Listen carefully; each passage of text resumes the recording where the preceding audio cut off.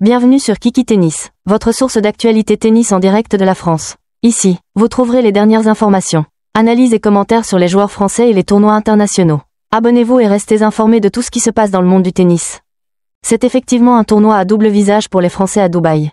Si Quentin Halys a réussi un bel exploit en éliminant Roberto Bautista Agut, Giovanni Mpetshi Perricard a malheureusement été surclassé par Daniil Medvedev. Son score de 6-4. 6-4 montre une opposition assez disputée. Mais Medvedev a été plus solide au moment clé.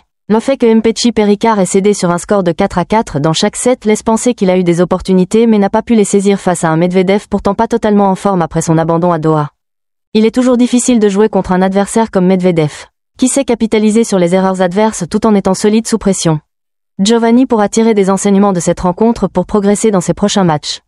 C'est vrai que les statistiques de Giovanni Mpetshi Perricard face à Medvedev sont révélatrices de ses difficultés. Surtout au niveau de son service. Avec seulement 66% de réussite au premier service et un pourcentage aussi bas sur sa seconde balle. Il est compréhensible qu'il ait eu du mal à se maintenir dans le match contre un joueur de la qualité de Medvedev. De plus, les 6 doubles fautes et les 3 S ne l'ont pas vraiment aidé à imposer son jeu. Cependant, cette expérience va sûrement lui être bénéfique pour l'avenir. Jouer contre un joueur du calibre de Medvedev, qui maîtrise aussi bien son service que son retour, peut lui fournir de précieux enseignements, notamment sur la gestion de la pression au service et la gestion des moments clés du match. Quant à Medvedev, il affrontera Talon Griekspoor, qui a lui aussi montré de bonnes choses en éliminant Hugo Humbert.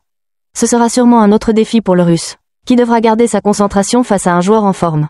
Quentin Halys vit effectivement un moment exceptionnel à Dubaï, après sa victoire surprise contre Rublev.